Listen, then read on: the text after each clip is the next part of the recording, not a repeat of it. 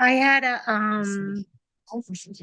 a double bypass 3 months ago. So it was a fem bypass, and they Yes, put a ma'am.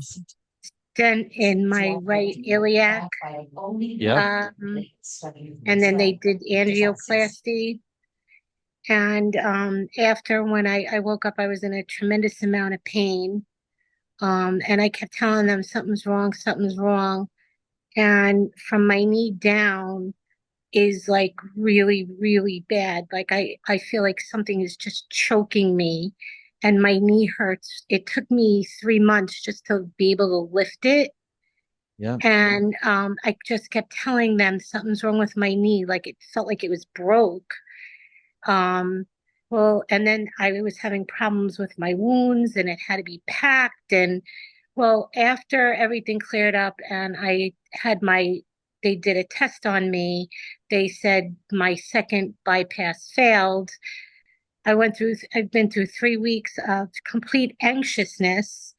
I just had another angiogram. I'm waiting for the test and I see my doctor this Friday. In between that, I called up my insurance company to see if I'm allowed for a second opinion. And basically, they said that if the second doctor wants to do what the original doctor wants to do, then I have to go back to the original doctor. So, Interesting. and Well, can we call I out that don't know, insurance?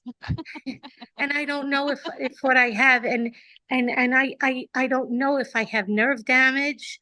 I don't know what Yeah. this is. I'm breathing funny. The neurologist gave me gabapentin, but I just can't seem Yeah. to be You have a lot breathing going right on on. it. I'm going to bed at night. I'm sweating so Yeah. bad, and I don't Okay. know if I'm anxious. I don't know if it's my Yeah. circulation. I don't know what's going on. I feel like I'm worse. But Yeah. I mean, I was able to, I wasn't able to walk before. I was able to walk a little Yeah. bit. I had open wounds, but I was breathing. I'm walking a little better now, but not. Okay. So let's let Dr. Adams jump in because we really understand, it is anxious, right? It's really stressful to go through that and have things fail and nothing seems to be going right for you. And then your insurance doesn't seem to support you. But maybe Dr. Adams could give you some really good questions to write down that you can ask your doctor to help ensure that you're getting the best care and you can maximize the time that you have with them. Yeah. So real quick. So the question on the table now, is it an arterial problem, from the bypass going down, and is that the symptoms, where the symptoms are coming from? Number one. Number two is it a neurologic problem? Is it a function of poor arterial circulation that's affecting the nerve, or something structurally from the bypass? So that's the first two questions. And it can be a combination of both. It doesn't have to be one or the other. It could be both arterial and neurologic. So the first thing is to tease out what it is.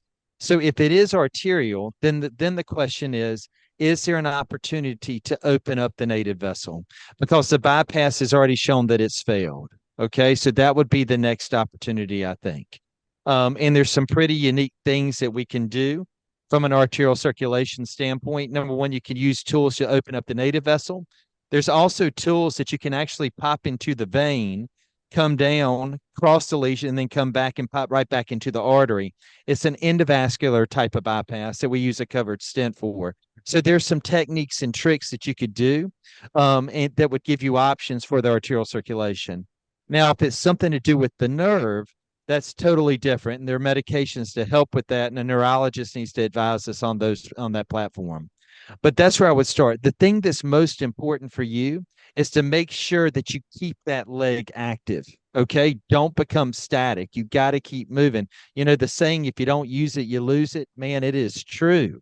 So you got to keep your foot moving, your leg moving, even if you're just sitting in a chair.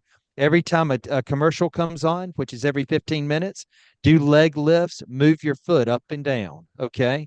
So, but the good thing is, it sounds like you're walking now. So try to continue to exercise, because what you're doing is you're building up those collaterals that actually feed more blood flow to the lower extremity. Fantastic. Thank you, Marie. And if you want to reach out to me as well afterwards, we can help find you that second opinion through our Lifesaver hotline.